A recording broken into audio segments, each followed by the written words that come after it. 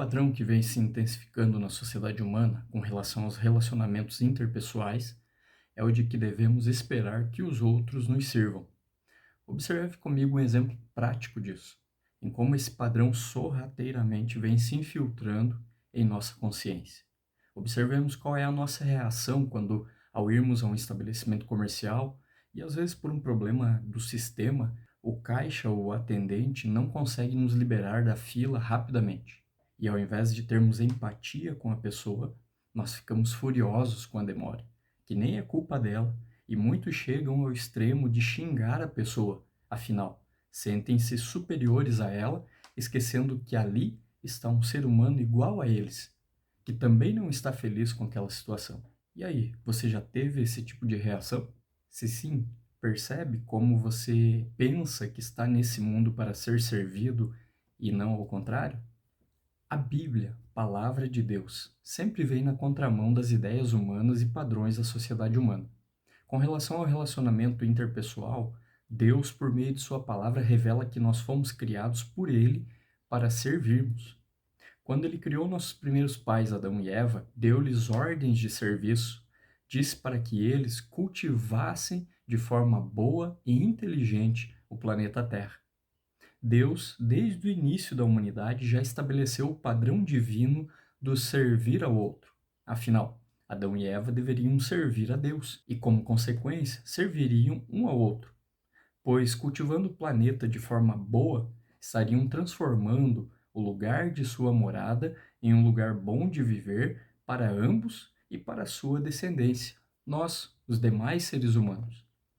Com a entrada do pecado na existência humana, por meio da desobediência da humanidade representada ali por Adão e Eva, houve, desde aquela época, a inversão de valores, em que, por ter pecado, o ser humano quis ser igual a Deus, ou seja, ao invés de procurar servir a Deus em obediência, escolheu a tentativa de ser igual a Deus, caindo assim em desgraça, colhendo com isso a morte ao invés daquilo que almejou, o ser um Deus para ser servido.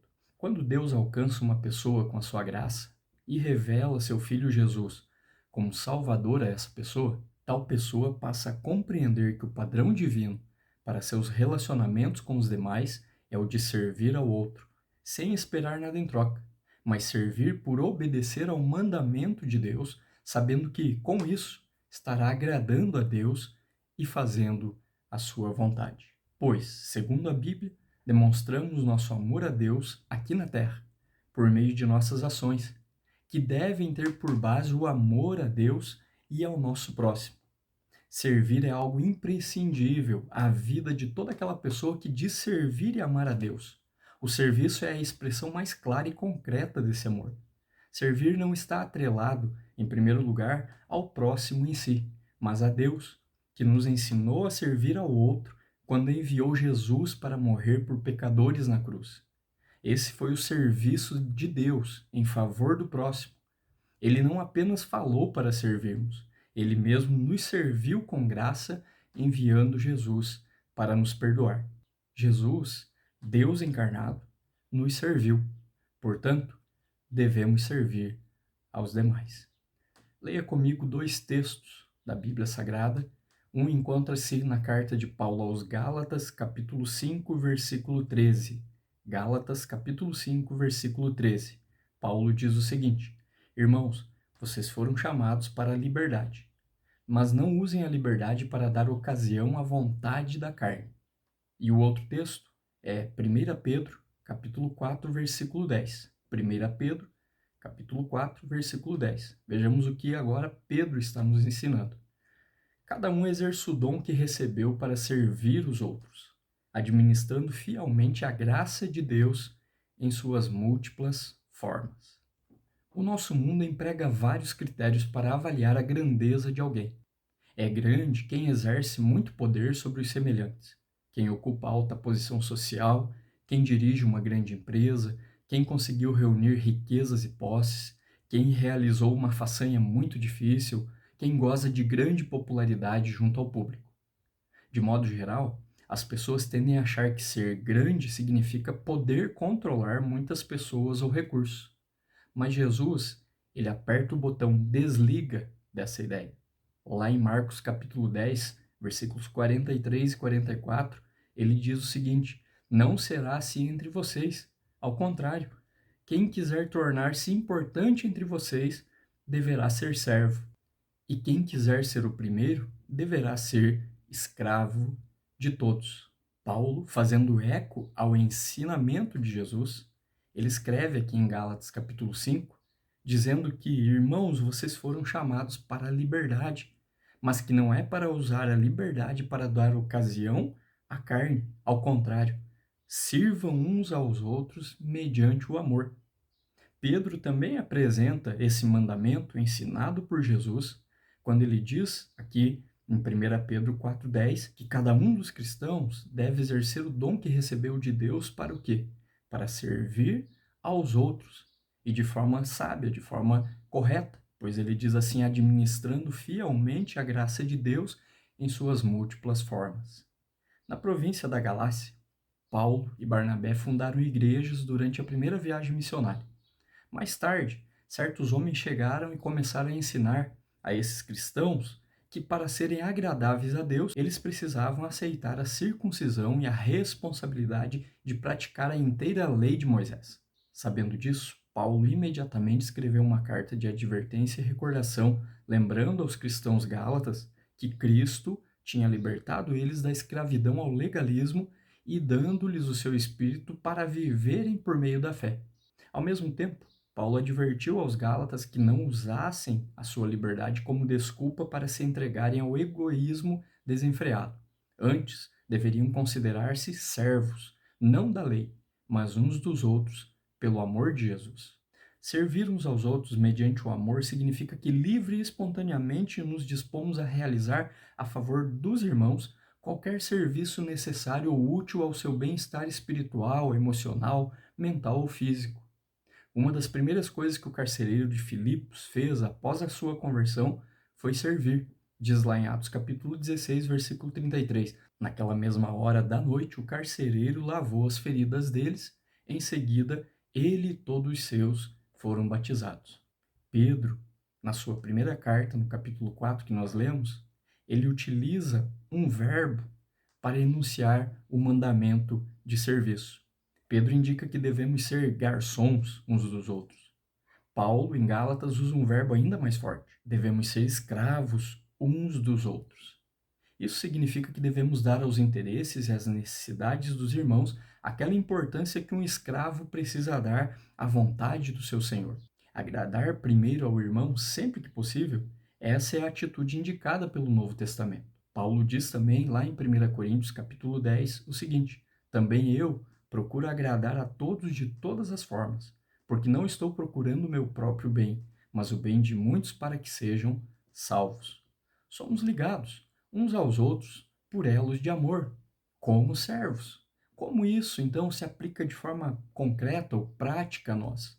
O mandamento do serviço. Tornar-se servo em relação aos irmãos é uma servidão que o cristão impõe a si mesmo. Não é por exigência dos outros que nós servimos, e sim porque essa é uma das melhores e mais naturais maneiras de expressarmos nosso afeto e amor. Esse é um mandamento recíproco. Isso põe em destaque o fato que o Novo Testamento não reconhece para a igreja uma hierarquia de dominadores. O líder serve ao seguidor. O seguidor serve ao líder. É mútuo. Os líderes, muito embora possuam autoridade espiritual no pequeno grupo ou na comunidade local da igreja, são escolhidos principalmente para servir de modo especial ao corpo de Cristo. É totalmente inaceitável que haja líderes na igreja se considerando senhores ou dominadores da igreja. O serviço aos outros também é de acordo com situações específicas, não segundo um programa rotineiro. Não é aquilo que eu escolho servir, mas é servir às necessidades daqueles que estão precisando. Quando surgirem necessidades individuais, irmãos deverão oferecer auxílio na hora. Para me tornar servo de determinado irmão, terei de me envolver de forma ativa na vida dele. Não se pode suprir bem as necessidades de alguém a quem não se conheça e pelo qual não se tenha afeto. Essas coisas vêm através do convívio que se desenvolve de modo especial na igreja. Tornar-se servo dos irmãos exige abnegação e sacrifício. Os serviços ocupam tempo e energia, dá trabalho, demandam tempo, demandam envolvimento. É preciso então que o cristão se disponha a ajudar por todos os meios possíveis e disponíveis, com seus talentos, suas capacidades e talvez até suas posses materiais. Seja a atitude de vocês a mesma de Cristo Jesus, que esvaziou-se a si mesmo, vindo a ser servo. Paulo nos fala isso também lá na carta aos Filipenses, capítulo 2. Pois nem mesmo o Filho do Homem veio para ser servido, mas para servir e dar a sua vida em resgate por muitos. O Senhor Jesus falou lá em Marcos, capítulo 10. Quando terminou de lavar-lhes os pés, Jesus tornou a vestir sua capa e voltou ao seu lugar. Então lhes perguntou: vocês entendem o que lhes fiz? Vocês me chamam mestre e senhor, e com razão, pois eu o sou. Pois bem, se eu, sendo senhor e mestre de vocês, lavei-lhes os pés, vocês também devem lavar os pés uns dos outros. Eu lhes dei o exemplo para que vocês façam como lhes fiz. O Evangelho de João, capítulo 13, relata esse momento no ministério de Jesus, quando ele está ali ensinando aos discípulos a servirem uns aos outros e o mandamento que nós devemos imitar nos nossos dias. Já nas profecias do Antigo Testamento, Isaías 42, por exemplo, foi revelado que Jesus seria o servo. Quando veio, ele dedicou-se integralmente ao serviço dos outros. Na tão estressante noite em que foi traído, vemos o Senhor da Glória a lavar os pés empoeirados de 12 homens. Um deles era o próprio traidor. Os outros, dentro em breve, fugiriam, quase todos, deixando-o nas mãos do carrasco. Mas não foi esse o mais humilhante e abnegado serviço que Jesus prestou. O mais difícil, o que exigiu o maior grau de sacrifício, foi quando levou em seu corpo os nossos pecados sobre o madeiro. O exemplo desse serviço fica para sempre diante de nós. Nisto conhecemos o que é o amor. Jesus Cristo deu a sua vida por nós e devemos dar a nossa vida por nossos irmãos. Escreve João na sua primeira carta, no capítulo 3. Tendo fornecido o exemplo, Jesus deu aos discípulos a seguinte palavra de exortação: agora que vocês sabem essas coisas, felizes serão se as praticarem. João capítulo 13. Tiago, homem intensamente prático, também nos exorta na sua carta, lá no capítulo 2, versículos 15 e 16. Se um irmão ou irmã estiver necessitando de roupas e do alimento de cada dia, e um de vocês lhe disser, vá em paz, aqueça-se e alimente-se até satisfazer-se, sem porém lhe dar nada, do que adianta isso? É bom lembrar, o prêmio do tribunal de Cristo será otorgado por obras realizadas, não por conhecimentos armazenados.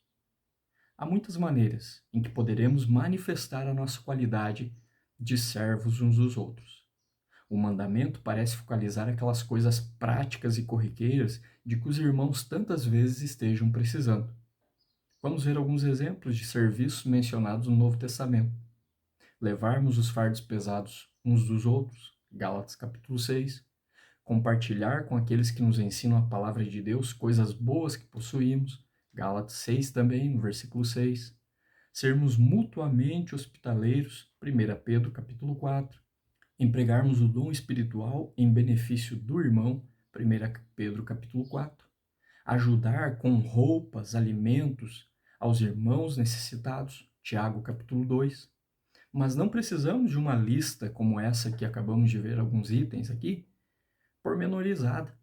É só ter a atitude de servo e manter os olhos abertos, que as oportunidades de servir surgirão. A história é simples. Viu o problema do irmão? Tinha meios de ajudar? Ajudou.